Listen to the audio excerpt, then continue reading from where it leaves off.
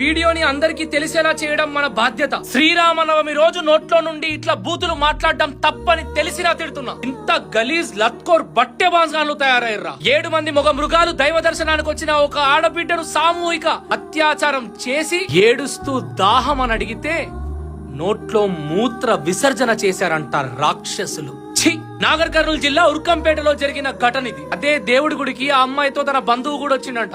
అత్యాచారం చేసిన తర్వాత ఇద్దరిని 7 మంది చెట్టుకు కట్టేసి అడ్డమైన ఫోటోలు వీడియోలు తీసి బయట చెప్పితే ఈ ఫోటోలు వీడియోలు బయట పెడతామని చెప్పి బెదిరించారంట. ఫాల్తు నా కొడుకులని ఇంకా జైలు బేలు అని బ్రతికించొద్దు. కింద పురుషాంగం కత్తరించి ఒంటి నిండా కత్తిపోట్లు పెట్టి వదిలేయాలి.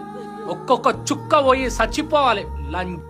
దేవుణ్ణి మొక్కుదామని చెప్పి గుడికి వచ్చిన అమ్మాయిలకు గుడిలో కూడా రక్షణ లేదా? శిక్షలు వేస్తున్నారు సారు, కాదంటలేను, కానీ తక్షణమైన కఠినమైన శిక్షలు కూడా వేయాలని కోరుకుంటున్నా. ఇట్లాంటి ఘటనలు జరిగిన తర్వాత 1 వారం గడిచే లోపే ఇగో జరిగినోని సంపి పడేసిరని చెప్పి న్యూస్లు రావాలి, ఎన్కౌంటర్లు చేసి పడేయాలి. తెలుసు సారు, చట్టం మారడం అంత సులభం కాదని తెలుసు, కానీ మార్చే అంత శక్తి మీకుందని నమ్ముతున్నా సారు.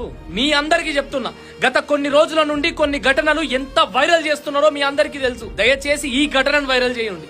అట్లా చేసిన నా కొడుకులకు కఠినమైన తక్షణమైన శిక్ష పడేంత వరకు ప్రభుత్వాన్ని మనం ఒత్తిడి పెడదాం.